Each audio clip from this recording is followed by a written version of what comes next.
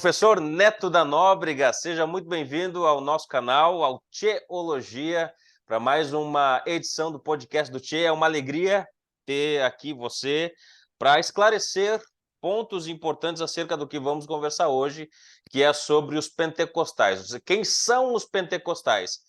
Então, o meu desejo é que esse papo seja edificante, seja instrutivo, seja bênção para nós que vamos conversar aqui e também para aqueles que vão nos assistir. Então, seja muito bem-vindo, Neto. Muito obrigado, é uma alegria poder estar aqui, Pastor Leandro, junto com você, né? Lhe conheço há muitos anos e sei da sua boa vontade, serviço na obra de Deus, e para mim é uma alegria poder estar aqui junto com você nesse tempo aqui, viu? Aça Neto. Neto, fala um pouco para nós de você, né? Eu sei que você é professor, trabalha ensinando, mas também é muito atuante na área de pregação, nas igrejas da denominação que você faz parte. Então, se apresente para nós, fala um pouco como é que Deus tem lhe usado, tanto na escola como nas igrejas, para o avanço do reino.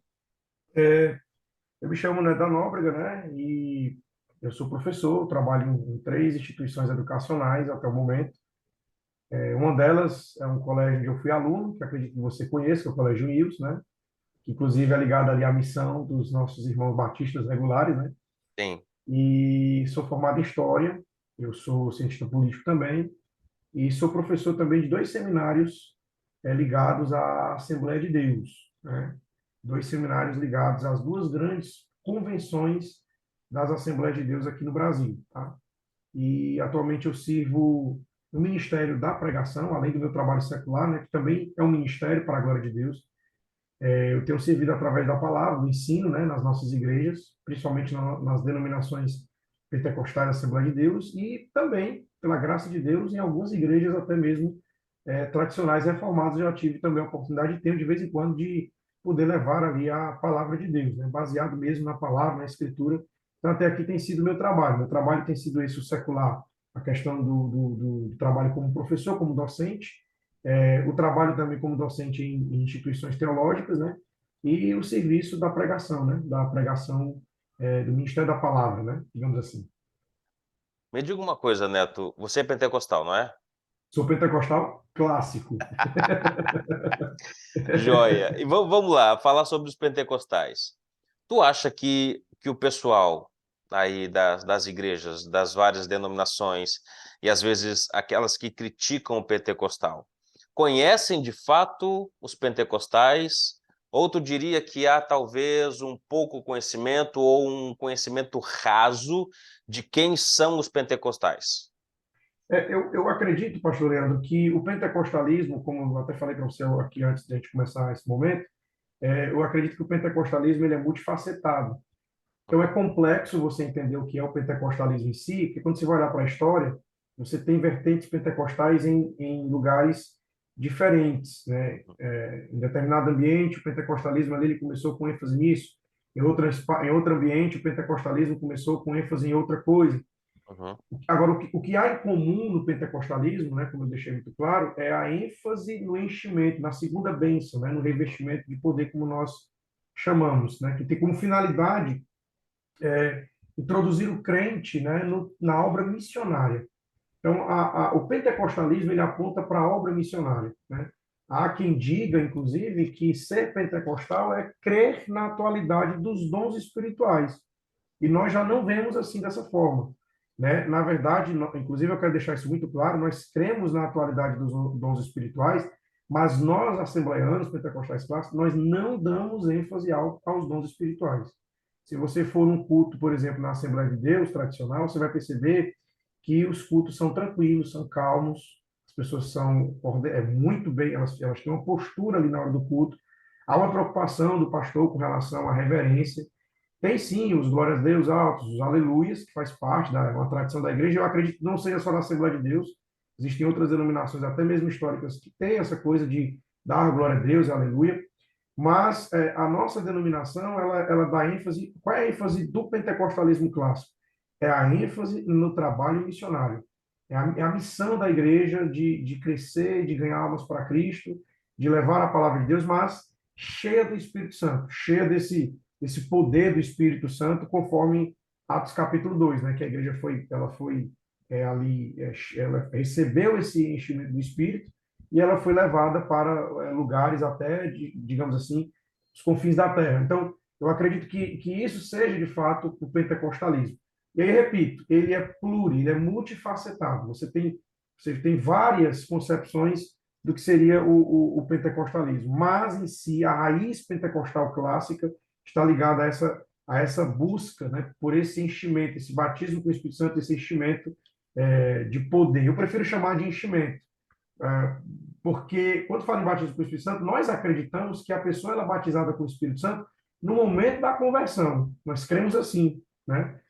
Só que eu prefiro utilizar agora outro termo para o que acontece posterior a essa regeneração, que é esse enchimento de poder, essa virtude, né? Esse poder que o crente ele busca e ele recebe do Espírito Santo e ele vai lá desempenhar e fazer o trabalho da obra missionária. Certo. Então, no caso, na visão do pentecostal clássico, a ideia do batismo com o Espírito Santo, no caso, uma segunda vez, depois da conversão, nada mais é do que um enchimento para que ele seja capacitado a ser um missionário ou a ser uma missionária para pregar o evangelho e assim dar continuidade daquilo que começou em Atos 2, é isso? Isso, para dar, exatamente. E esse convite, né, nós baseamos lá em Atos, acho que é capítulo 2, 38, que diz que a promessa é para todos aqueles que estão distantes e até aqueles a quanto o nosso Deus o chamar.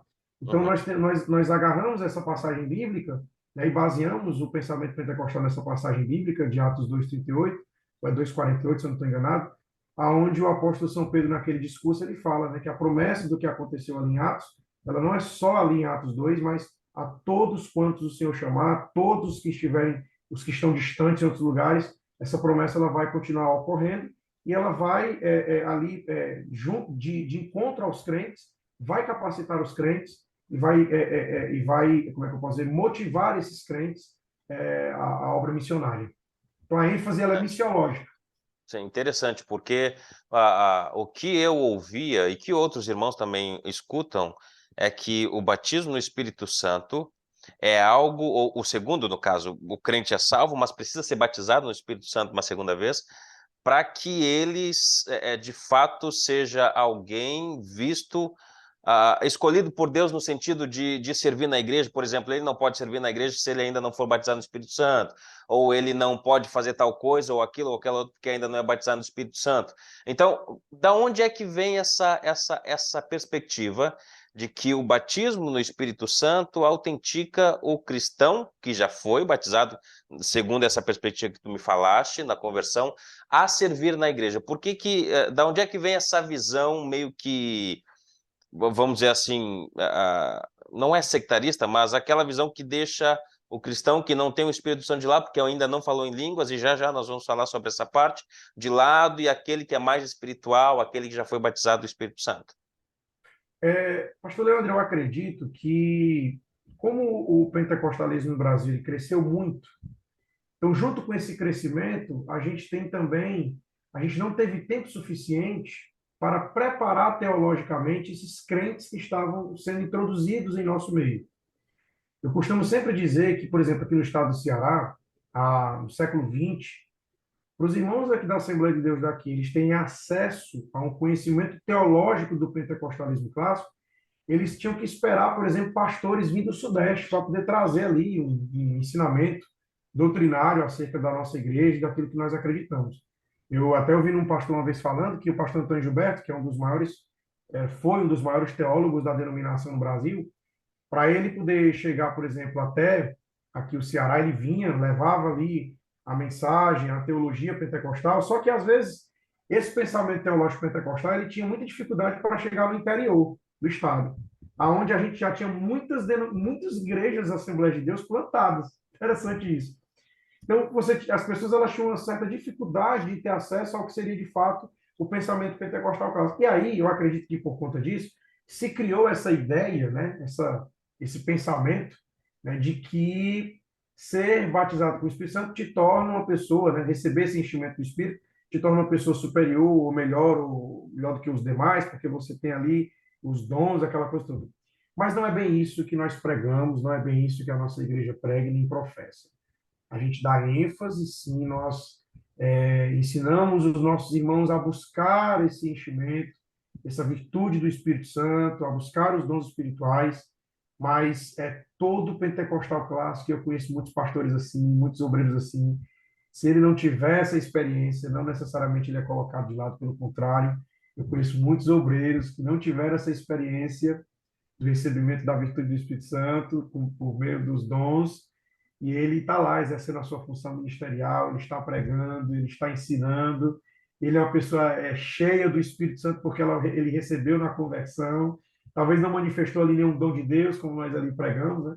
Mas ele está ali exercendo o dom da palavra, ele está ali, ele talvez não exerce os dons carismáticos, mas ele exerce o dom do ministério que Cristo estabeleceu, né? Sim. Isso é cristológico, né? O dom de ser mestre, o dom de pastorear. Agora, eu posso concordar com você, porém eu discordo disso, que exista no nosso meio pastores, líderes, que só consagra, por exemplo, o diácono se ele for batizado com o Espírito Santo em línguas. Existe também no nosso meio alguns pastores, digamos a maioria, só pode ser pastor da igreja se ele tiver essa manifestação desses dons. Uhum. Mas eu acredito, pastor Leandro, que com o passar dos anos e com o amadurecimento da igreja com relação a isso, isso possa mudar. Isso possa mudar. No meio acadêmico, assembleiano, pentecostal, talvez a gente não consiga ainda mudar isso.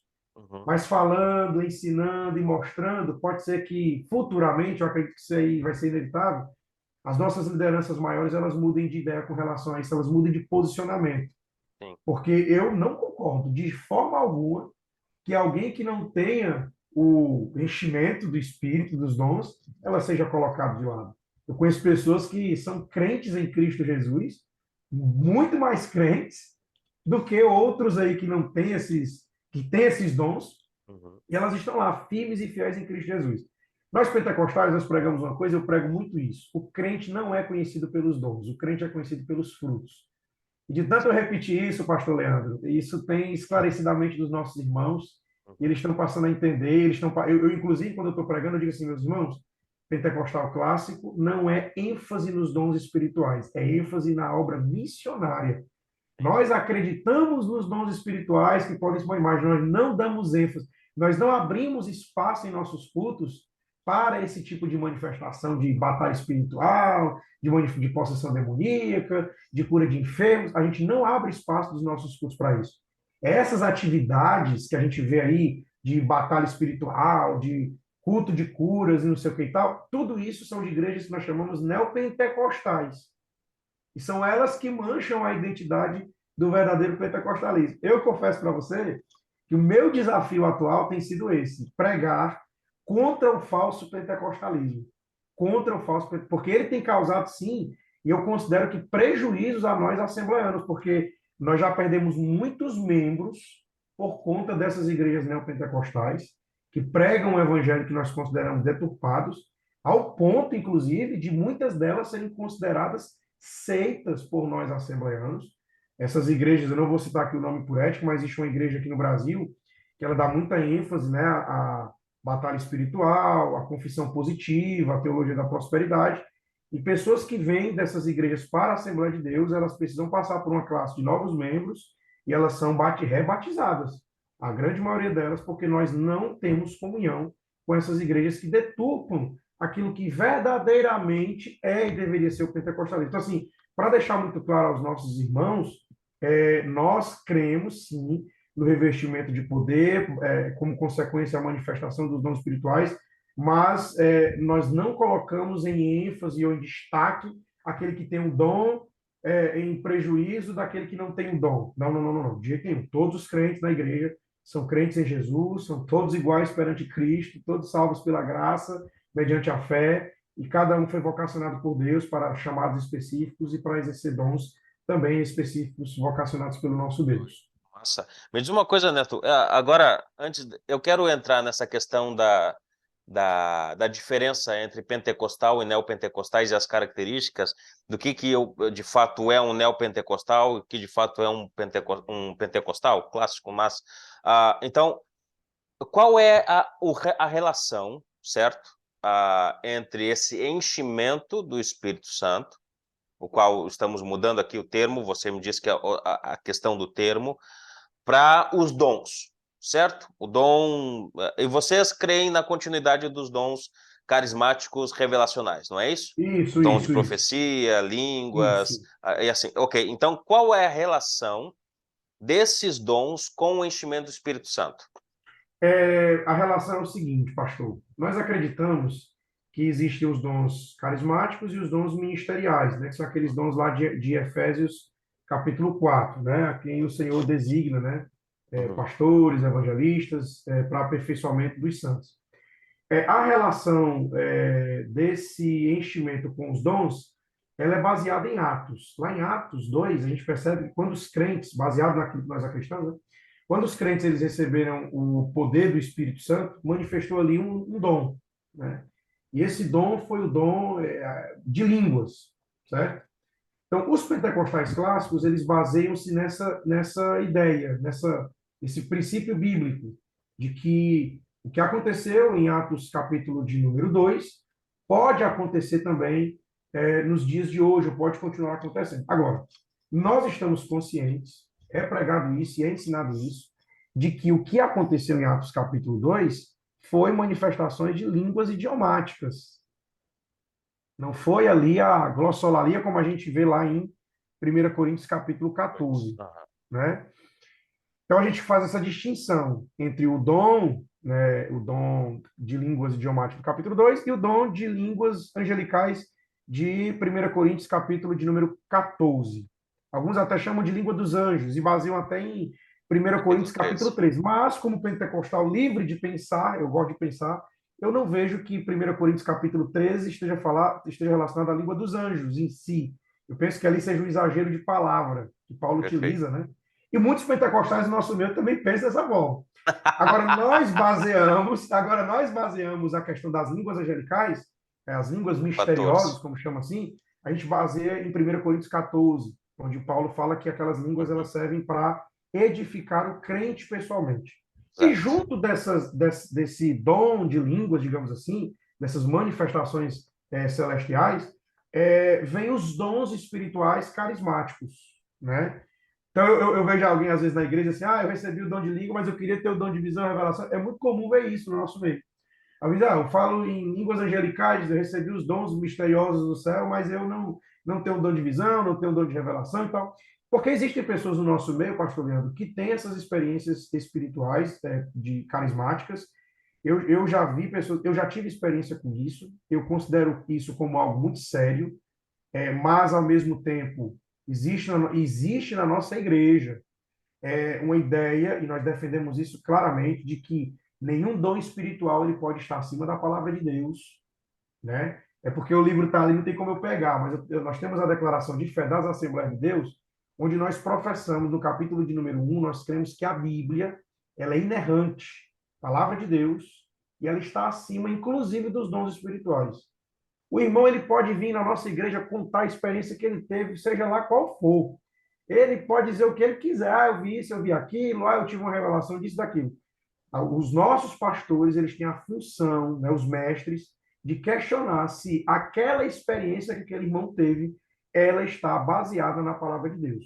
Porque se não tiver baseada na palavra de Deus, esse irmão pode ser disciplinado, ele pode passar um tempo distante dos exercícios ministeriais da igreja, ele pode até ser excluído da igreja. Né? Por isso, não sei se você percebeu, que hoje você tem um crescimento de muitas igrejas pentecostais, só que às vezes por trás dessas igrejas pentecostais existe um histórico de divisão, justamente porque foram líderes que tiveram experiências que eles dizem ser de Deus e que nós não acreditamos. Porque quando passa pelo crivo da palavra do Senhor, aquela profecia ela é rejeitada, ela não é aceita. Então, a relação entre o enchimento do Espírito Santo e os dons espirituais é que nós acreditamos que a pessoa, ao receber esse revestimento de poder, ela passa a ter vontade de buscar os outros dons e de procurar exercer esses dons para a edificação da Igreja de Cristo Jesus. Não para torná-la melhor ou superior aos demais crentes, mas que ela possa ser uma bênção para a sua igreja local, para a sua Muito comunidade bem, local. Neto. Massa. Agora, qual é a diferença, então, do neopentecostalismo, e aqui eu quero tirar algumas dúvidas contigo, dúvidas sinceras que eu tenho sem...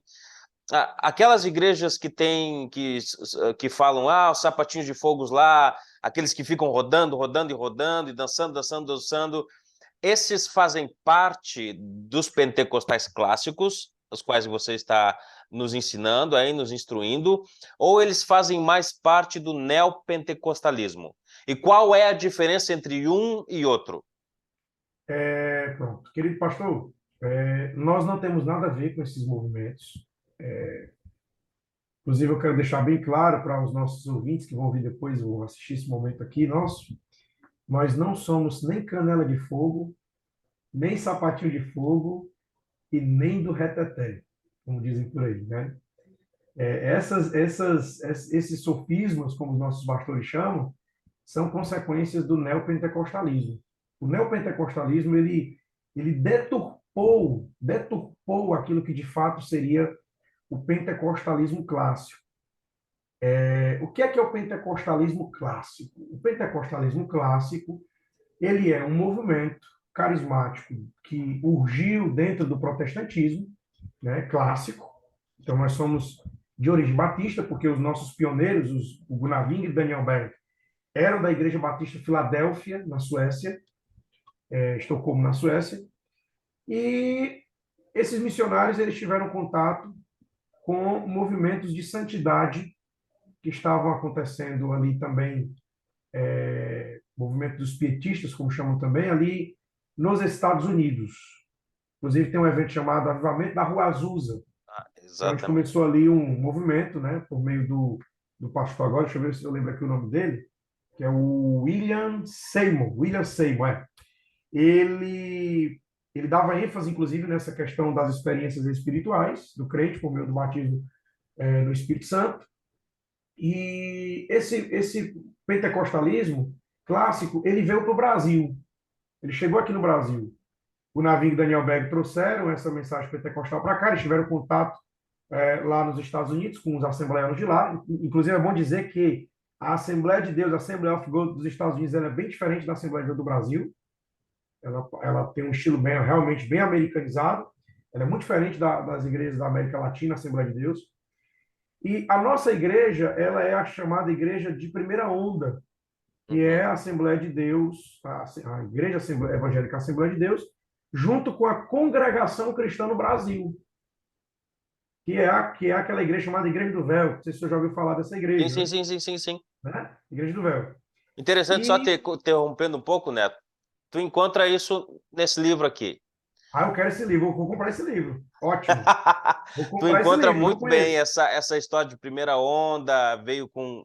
Interessante, agora tu estava falando, eu lembrei Lembrou do desse livro livro. aqui, uma Introdução à Teologia, da James Sayer, acho que é o nome desse. É.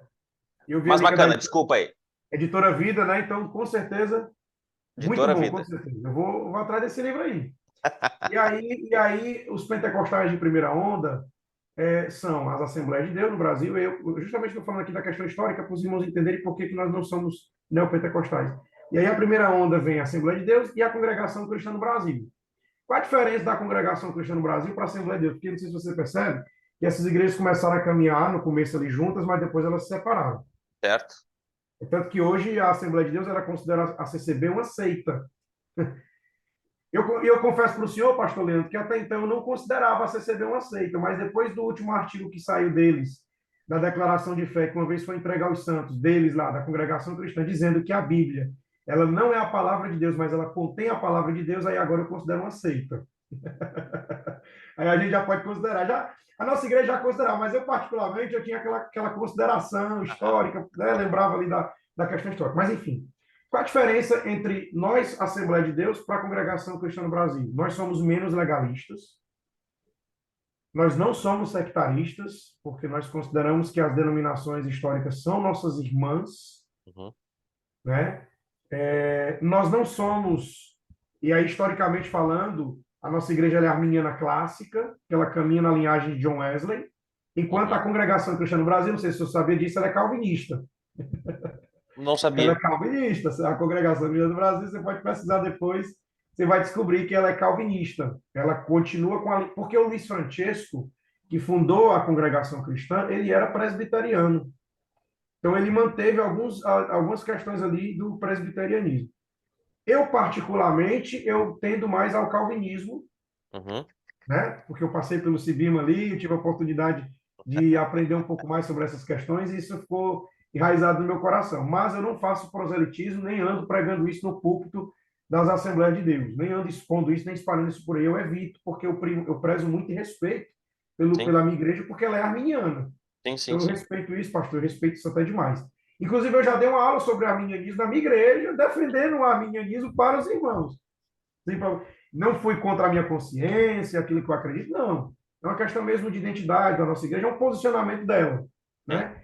Então, a nossa igreja, a primeira onda é isso, é o pentecostalismo clássico, Assembleia de Deus e as igrejas, Cristãos do a Brasil. congregação cristã no Brasil.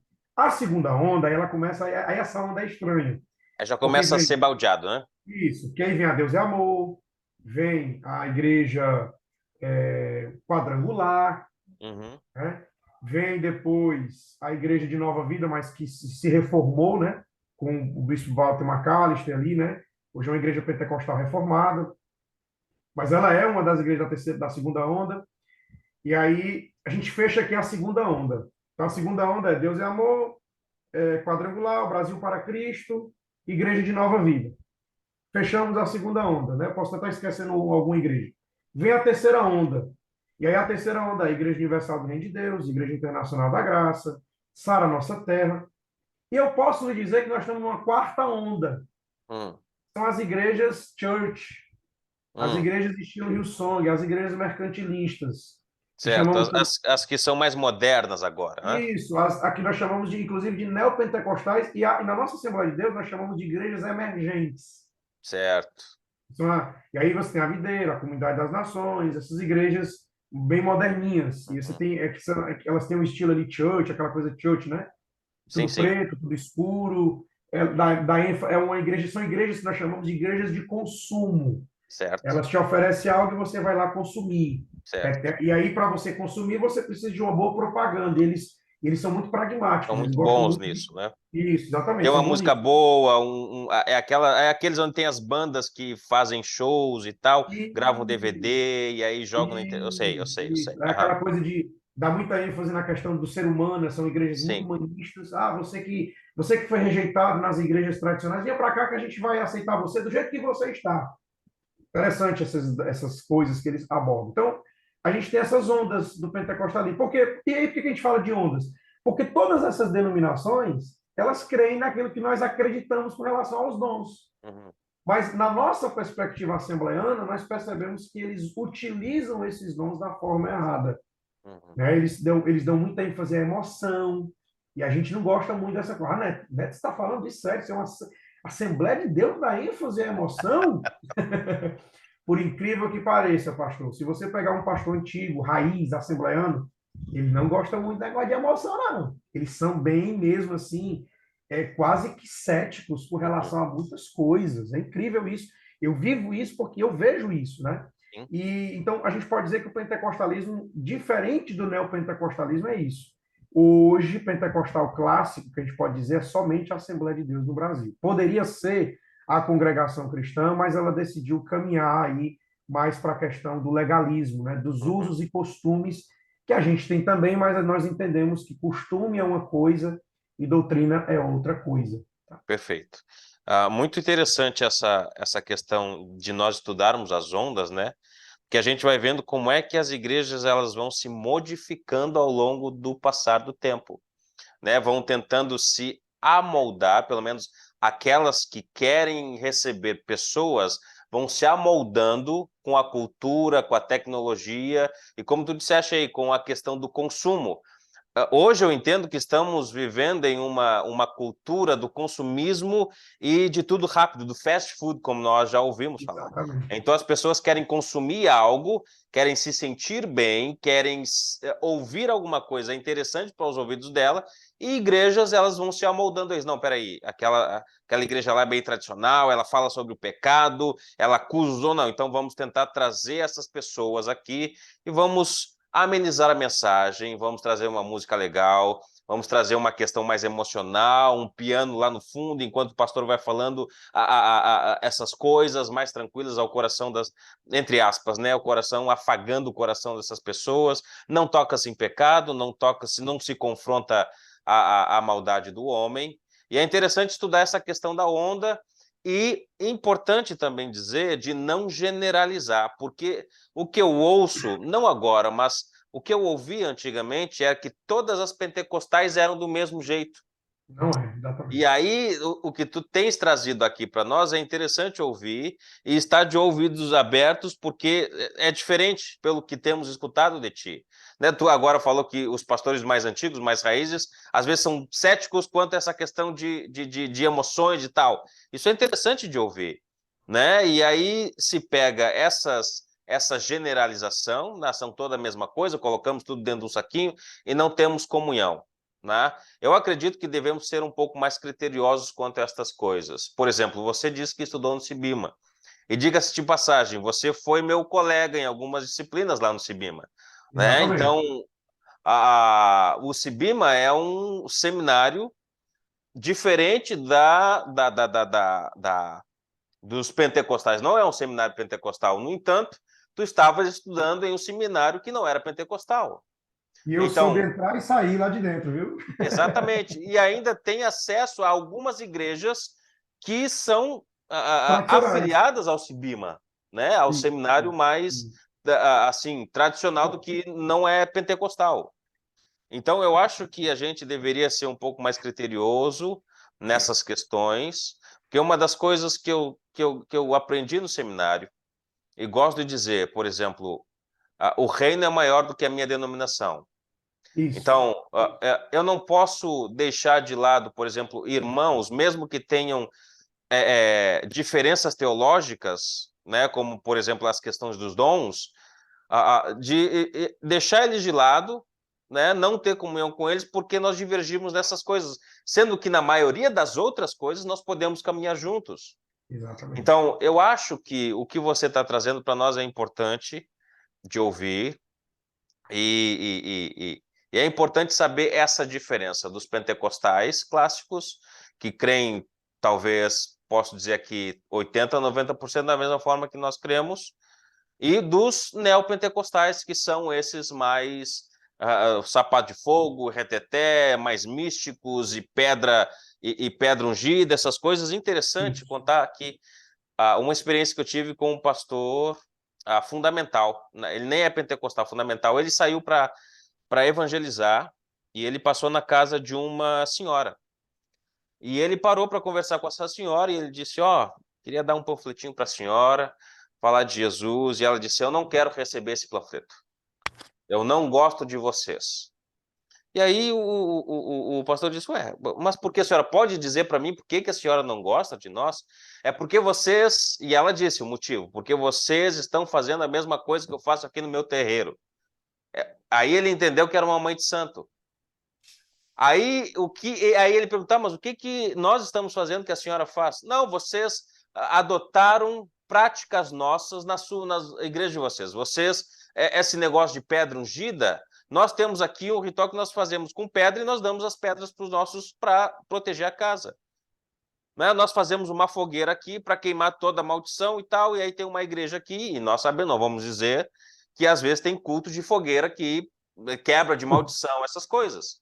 Então, o que temos falado aqui, mais uma vez eu enfatizo, é bom prestarmos atenção, sermos mais criteriosos e entender essas diferenças, né? E é importante. O que tu acha dessa questão de ser separatista, vamos dizer assim, né? Igrejas que não querem ter comunhão com as igrejas pentecostais, por terem talvez uma visão assim, não tão clara de como os pentecostais são, porque acabam generalizando todas as coisas junto com as igrejas que de fato não tem nada a ver com vocês. Pastor, eu sou a favor do separatismo até certo ponto. Eu, por exemplo, eu e não só eu, mas outros pentecostais clássicos, nós não temos comunhão com denominações neopentecostais. Eu não piso meus pés nessas igrejas, eu não tenho eles como irmãos, eu Uhum, considero como seitas. Alguns irmãos até já disseram que eu estava exagerando. Uma vez eu fui convidado para pregar numa igreja, olha que interessante isso. E uma pessoa me ligou e disse assim: Neto, que é da igreja pentecostal fulana de tal. Eu perguntei: vocês são evangélicos? A pessoa ficou assustada. Hã? Como assim? Lógico. Eu disse: não, mas eu quero saber, porque você está dizendo que é uma igreja pentecostal, eu quero saber se é evangélica, porque uhum, pentecostal todo mundo diz que é. E agora todo mundo está dizendo que é evangélico, né? Eu sou a favor do separatismo até certo ponto. Até que ponto? Por exemplo, eu não acho que os irmãos reformados tradicionais deveriam ser separatistas quanto aos irmãos pentecostais.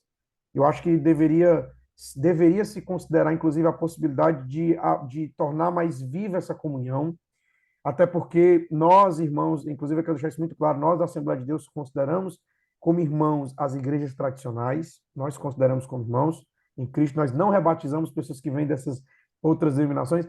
Claro que o senhor deve concordar comigo que existem pessoas chatas no nosso meio, tanto assembleano como reformado, que elas acabam que apoiando esse separatismo.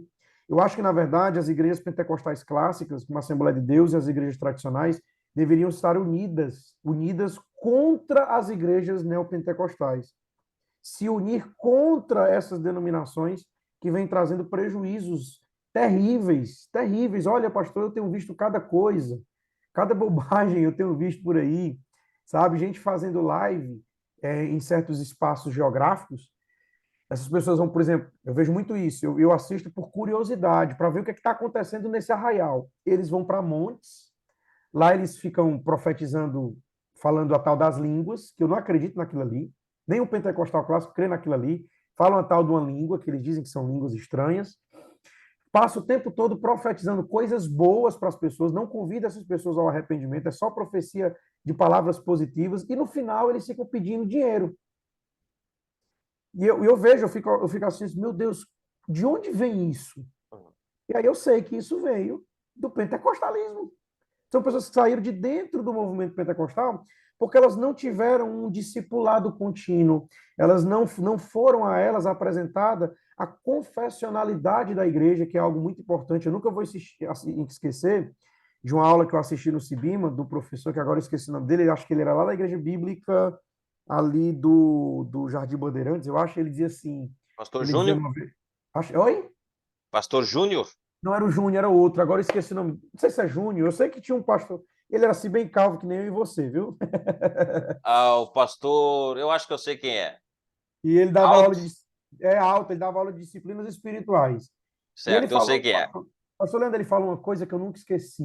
Ele dava aula pregando, né? E ele disse uma coisa interessante, ele disse, meus irmãos, o pastor Demetrios também confirmava muito isso. A confissão de fé, ela é um muro que protege a igreja das heresias. Uhum, Aqui a Bíblia está aberta e a confissão de fé está aqui. As declarações de fé elas estão aqui do lado. Ó. Ela é um muro para que quando a Bíblia for pregada, a palavra de Deus ela fique aqui dentro, ela passe apenas dentro do limite da declaração de fé. Eu achei aquilo interessante, porque uma igreja que tem confessionalidade, ela é uma igreja que não cai facilmente nesses sofismas que a gente vê por aí. Então eu posso lhe dizer que, infelizmente, essas igrejas têm nos dado prejuízo. Então nós precisamos sim ser separatistas. Elas são seitas, elas não podem ser consideradas nossos irmãos. Neto, mas ela está crescendo. Isso é pragmatismo. O pragmatismo está preocupado apenas com o resultado e não com o fundamento. Né? E nós, da Assembleia de Deus, nós não estamos preocupados em que as nossas igrejas cresçam. Nós estamos preocupados que as pessoas elas tenham contato e acesso ao verdadeiro evangelho do nosso Senhor Jesus Cristo. Agora, eu acho que as pessoas das denominações históricas, né, tradicionais, que são separatistas, eu acho que elas deveriam repensar um pouco e tentar conhecer um pouco aqui o nosso lado e ver o quanto nós os consideramos e o quanto eles poderiam, com muito carinho, também nos considerar. Mas eu vejo que isso tem mudado. Eu recentemente preguei para jovens em um acampamento de uma igreja congregacional reformada e fui muito bem recebido. Eu trouxe a palavra. É claro que antes de eu ir pregar, o pastor pediu meu sermão para ver o que eu ia pregar. Lógico, eu entendo ele, eu compreendo ele. Mas ele sabia da minha responsabilidade naquilo que eu ia falar. E vi nisso uma porta aberta, né? Uma porta aberta para a pregação, para ouvir uma pessoa de uma outra vertente. E aí eles perceberam que eu não era nada daquilo, é tanto que alguns jovens chegaram para mim e dizer: Eita, eu imaginar que você ia querer fazer alguma coisa aqui no nosso meio, mas nós percebemos quão comportado você foi muito tranquilo. Ele disse, porque é isso que nós somos uma igreja tranquila. Uhum. Agora, se criou uma imagem sobre nós que a gente pode reconsiderar isso, pensar um pouco mais. E acredito, pastor Leandro, que com o passar do tempo, as coisas elas vão mudando, vão dando uma melhorada. Quem sabe um dia nós estaremos juntos, né? Sim, Fazendo a obra missionária em nome de Jesus, sim. viu? E é interessante, você é prova disso, né? Você Sou foi prova atrás do disso. seminário tradicional, estudou lá, Isso. acabou de dizer que é calvinista, mesmo estando em uma igreja. A menina, assim, como é que é essa relação tua? O pessoal sabe que tu é calvinista, o pessoal sabe que tu acredita nos 5 pontos. Eu não sei se tu acredita em todos os 5 pontos, Acredito nos 5 pontos. É. mas como é que é o teu relacionamento e os outros pentecostais clássicos, que também são calvinistas, igual a você, como é que é o relacionamento de vocês entre vocês? Pastor, é muito tranquilo, pelo menos comigo. Claro que alguns anos atrás eu enfrentei alguns problemas, enfrentei não porque eu me declarei Uhum, como defensor dessa vertente, mas porque pessoas começaram a falar por mim. uhum, E aí estava tendo uma onda muito forte dentro da Assembleia de Deus, em meados de 2014, 15, 16. Os jovens estavam tendo contato com o calvinismo e estava tendo uhum. muitos jovens do nosso meio estavam gostando do calvinismo. E aí muitos jovens saíram do nosso meio e foram para as igrejas tradicionais. E aí, como eu sempre fui uma pessoa de destaque, entre aspas, dentro da igreja, então alguns líderes Famoso, achavam que eu famoso, pode poderia dizer, ser famoso. que eu poderia estar influenciando. Mas, pastor, eu juro para o senhor, nunca fiz isso. Nunca preguei calvinismo, nunca influenciei ninguém, nunca coloquei isso na cabeça de ninguém. Aham. Foi muito tranquilo, né? Foi muito, mas muito tranquilo. Sou muito tranquilo. E me dou muito bem. Nós temos pastores no nosso meio que são calvinistas, mas nós entendemos e respeitamos o posicionamento da nossa igreja. Eu não sei se o senhor conhece, pastor Leandro, o pastor Jeremias Couto. O pastor Não. Jeremias Couto, ele é uma das maiores autoridades da Assembleia de Deus no Brasil e é calvinista declarado, viu? Ele é da nossa convenção e tudo. Só que a gente não leva essa discussão para a igreja, nós não calvinizamos, como eles dizem lá, nós não calvinizamos os nossos irmãos, respeitamos o posicionamento arminiano clássico da nossa igreja, que eu acho que a nossa igreja até então não sabia nem o que era arminianismo, Uhum. mas a galera mais acadêmica sabia disso, que a nossa igreja é arminiana clássica, e tá tudo de boa. Já passei pelas caças às bruxas, já tentaram me caçar, mas nunca tiveram nenhuma prova com relação a isso, de que eu estava querendo influenciar ou trazer proselitismo para a igreja. Pelo contrário, perceberam que realmente a minha intenção até hoje tem sido de levar a palavra de Deus, de ensinar. Eu coloco muito a questão do calvinismo, do arminianismo, eu deixo muito para a questão das discussões acadêmicas, não levo isso para a igreja, e eu consigo pregar a mensagem no sentido de dar ênfase à soberania de Deus, e os irmãos eles ouvem isso tranquilamente. Eu dou ênfase de que somos salvos pela graça, que a depravação do homem é total e que sem a graça de Deus, sem uma ação de Deus, o homem por si só estaria perdido. Isso acaba sendo um pouco parecido com o arminianismo, mas difere em algumas questões, mas eu acho mais o calvinismo mais interessante, porque eu acho o calvinismo mais sistemático. Uhum. Mas até então aqui a gente é muito tranquilo com relação a isso hoje, mas um tempo atrás não era não. Houve uma caça mesmo às bruxas dentro da Assembleia de Deus que você não tem noção. Queriam Eu mesmo imagino. assim calar todo mundo, queriam tirar a oportunidade dos jovens que se identificassem com esse pensamento. Foi uma confusão. Tivemos até jovens saírem do nosso meio, que fundaram, que plantaram, ainda bem, pastor Leandro, que o pastor Rômulo, da Igreja Batista lá de Aquiraz, ele foi muito cuidadoso com relação a isso, porque nós tivemos um grupo de jovens da Assembleia de Deus, de uma congregação nossa, que saíram, e a igreja, a PIB de Aquiraz, ela soube trabalhar isso, né? E aí Uhum. plantaram uma Igreja Batista Graça Soberana, não sei se você conhece, ali na Barra do Ceará, que começou o trabalho com o pastor Guilherme Nunes, Sim, sim, com sim, o sim. pastor Rômulo, que acolheram esses jovens que estavam todos enjaulados, né? E aí Uhum. acho que eles deram lá um sossega-leão neles, e eles estão lá até hoje, né? Assim Legal. como nós tivemos a saída de um jovem que hoje é reverendo da Igreja Presbiteriana da Aldeota, Olha aí. né? E ele está lá, mas assim, ele se identificou, ele gostou e foi para lá, né? E eu estou aqui, até hoje, dentro da Assembleia de Deus, tranquilamente, em paz até agora. Me dou muito bem com os meus pastores, com os meus líderes. São homens de Deus, são pessoas sérias. E eu consigo hoje, mesmo com a minha. Eu não sei se. Eu acho que a gente vai ter um problema aqui agora, porque eu sei que você é batista, né? Eu, por exemplo, eu sou Pedro Batista, pô. Como é que pode um negócio desse, cara? Eu sou a favor do batismo do pivetinho, né? Que eu sei que é Ixi, uma mano. confusão, que é uma confusão grande entre os batistas e o presbiteriano. Que é justamente isso, essas pequenas Aham. discordâncias que não levam à heresia. Eu posso mudar de ideia, viu? Lembrando que eu posso Uhum. mudar de ideia, né? Amém, Eu amém. fui. Teve um credo batista que ele quase me convence, viu? Ele quase me convence, viu? Ele foi pesado mesmo comigo, né? Mas eu tenho ali um posicionamento mais ali Pedro Batista. Olha que mistura doida, né? Um pentecostal, Pedro Batista, calvinista, que loucura.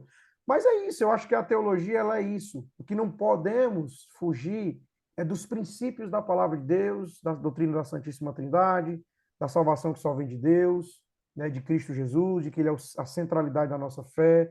Nós não podemos fugir dos distintivos principais, né? Assim penso eu, da nossa confessionalidade. Porque se a gente sair disso, aí realmente nós vamos Já não dá. incorrer Me em diga uma heresias, coisa, né? aham, Neto. Essas questões, por exemplo, muitos consideram os pentecostais heréticos, né, por causa de darem ênfase no Espírito Santo, coisas. Eu talvez não veja assim, talvez eu veja um pouco mais. São diferenças teológicas, certo? Mas eu queria ouvir de ti, como pentecostal, em que momento essas ênfases se tornam de fato heréticas? Em que momento nós podemos dizer, não, isso aqui é heresia, opa, peraí, não dá certo, e por isso as outras foram para esse canto, e nós defendemos que não é desse jeito. Em que momento eu consigo perceber que uma doutrina pentecostal ela pode ser herética? Ou está se tornando herética? Quando ela não está baseada na palavra de Deus, quando ela não tem a palavra de Deus como base, nós percebemos isso na prática, pastor. Eu já conversei com pessoas desse ramo, dessa ramificação, que dão ênfase aos dons, às experiências, e nas conversas que eu tive com elas, eu percebi que elas não gostam de Bíblia. Hum, Então, eu acho que esse é o ponto principal. Eu acho que se eu fosse gravar as perguntas que eu fiz a essas pessoas, ou anotá-las, pode ter certeza que eu ia ter provas robustas. Essas pessoas, elas não gostam da Bíblia. Elas não gostam de ouvir ensino.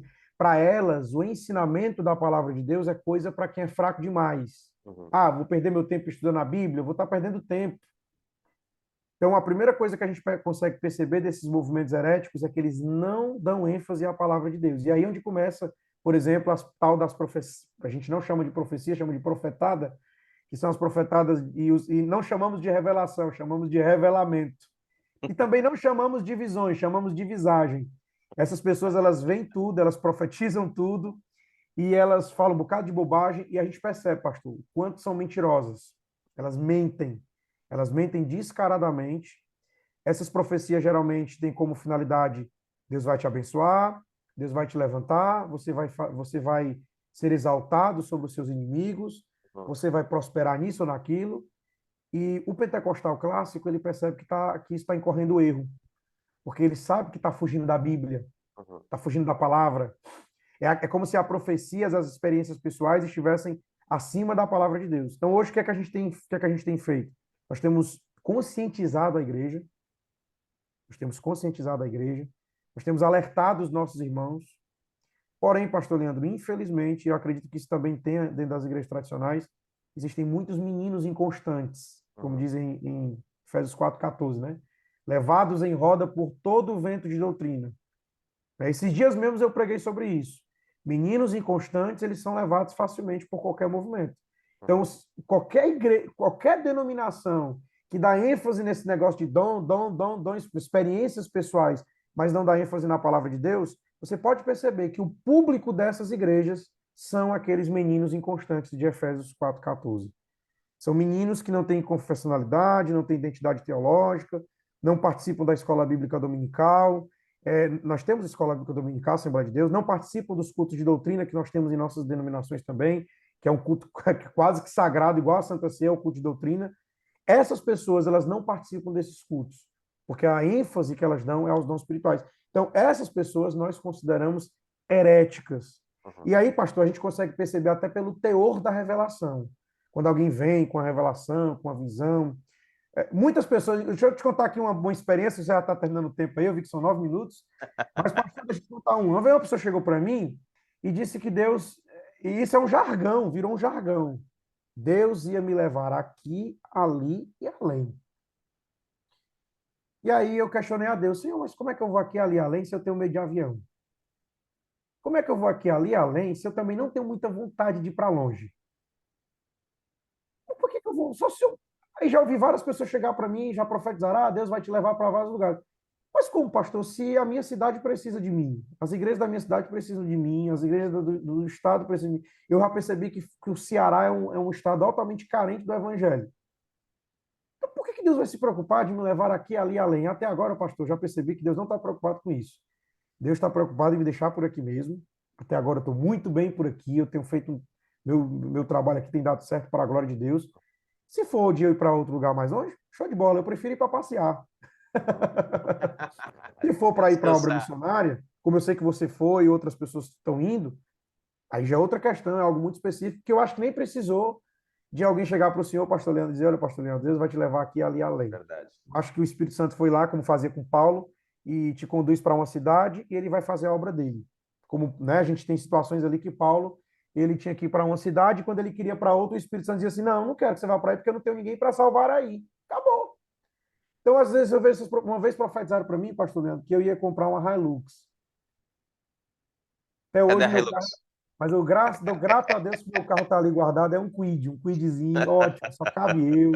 Uma bênção, um carro econômico. Sabe? Essas profecias que a gente ouve no nosso meio. Aham. E aí a gente vai lá em amor, exorta o irmão, irmãozinho, cuidado, você pode estar ouvindo muita coisa da sua cabeça. Você não está ouvindo. Eu já vi pastor mesmo dizer isso. Olha, irmãos, cuidado, porque que você está ouvindo é porque você comeu muita feijoada de noite. Cuidado, você está ouvindo demais. Procure entender o que você está ouvindo. Vai que é coisa da emoção. Aí é tanto que muitos irmãos hoje falam assim: não vejo mais as manifestações dos dons nas Assembleias de Deus. Será que é porque o povo da Assembleia de Deus, das igrejas pentecostais, não estão se dobrando mais à palavra de Deus? Porque aí, quanto mais a gente se dobra à palavra de Deus, a gente fica mais racional e Sim. menos emocionalista. Porque a emoção ela é muito perigosa.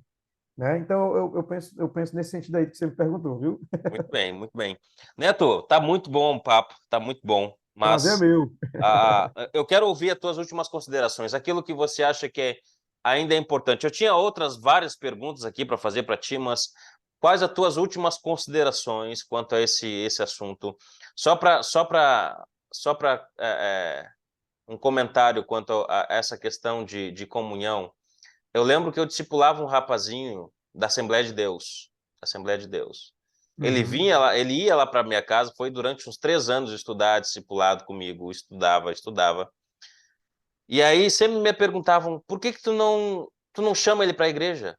Né? Por que que tu não chama? Aí eu falei, rapaz, eu não tenho essa competência não de tentar trazer ele para cá ou obrigar ele a ir para a nossa igreja, que é Batista Bíblica, só porque ele está estudando comigo.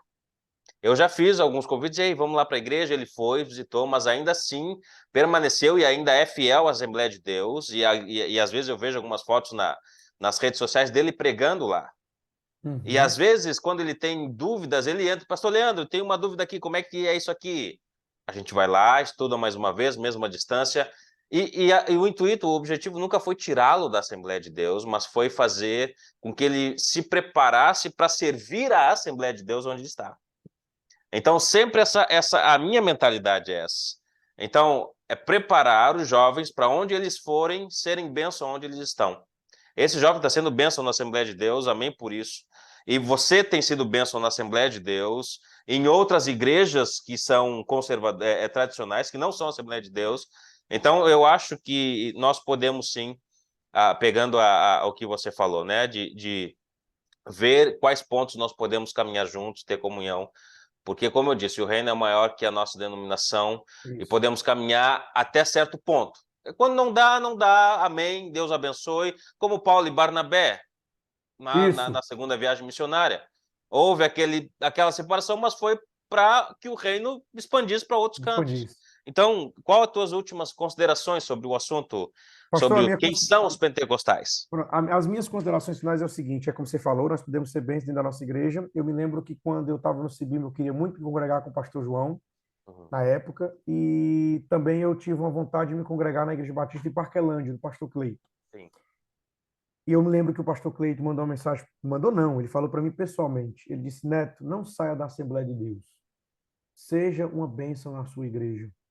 O que você tem aprendido conosco, leve tudo isso para lá, da mesma forma disse o pastor João. Aí ele disse: mas se um dia você estiver decidido, for uma decisão tomada, você vem e será muito bem recebido. Mas o meu conselho é: continue lá. E é isso. Eles nunca. Que aí alguém fala assim: ah, os jovens pentecostais estão tendo contato com os reformados, eles ficam tentando puxar o. Nunca aconteceu isso. O que eu posso dizer é que a minha comunhão até hoje é uma comunhão muito boa. E as minhas considerações finais é essa mesma, que a palavra de Deus, a mensagem de fé, da fé evangélica, ela é muito mais do que uma placa denominacional, embora nós tenhamos a responsabilidade, o compromisso e a preocupação de expor aquilo que nós cremos, baseados na palavra de Deus, ligado a uma confessionalidade. Eu acho que isso é muito importante, uma identidade teológica. Eu tenho que saber quem eu sou. Uhum. De evangélico no Brasil está cheio, mas eu quero saber quem eu sou, né? Quem eu sou de fato como protestante, no que eu acredito, qual é a minha vertente confessional, para que assim a gente possa caminhar, pastor, como a gente tem caminhado aqui. Eu conheci há muitos anos, você me conhece há muito tempo, e eu conheci outras pessoas das igrejas bíblicas batistas, das igrejas batistas regulares. Ali no Gil Wilson mesmo, eu faço um trabalho missionário com o apoio da Igreja Batista Regular. Isso, para Amém. mim, olha, só eu saber que a Igreja Batista Regular do Gil Wilson me apoia, isso é um privilégio. Poxa, você tem uma igreja histórica, fundamentalista, ajudando um jovem assembleiano. Cara, isso é um privilégio. Para mim, isso é uma Fabuloso. alegria, né?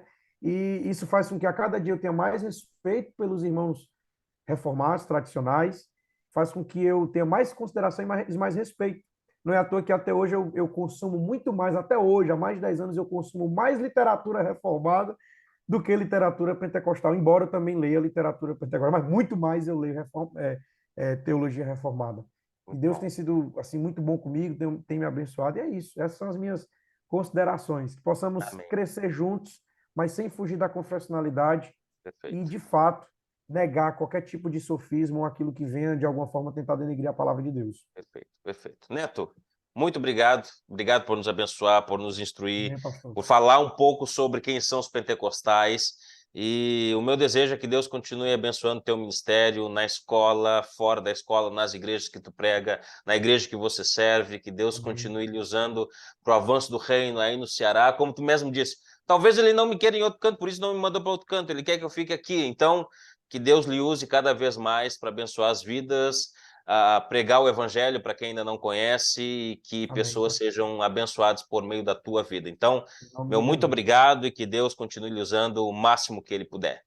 E se me der uma vontade aí de ir no Rio Grande do Sul, eu vou ir na sua casa. Estou logo no Venha, venha para telefone. Uruguaiana, vai ter um quarto aqui esperando Vai, por ti. vou para o culto aí para aprender com você na sua igreja, viu? Tamo Obrigado, junto, pastor. Neto. Então, fica aqui a Obrigado, minha viu? consideração e eu agradeço. Eu sou muito grato, viu? Um grande abraço, meu amigo. Um abraço, meu amigo. Grande abraço. É a graça e a paz. Amém. Amém.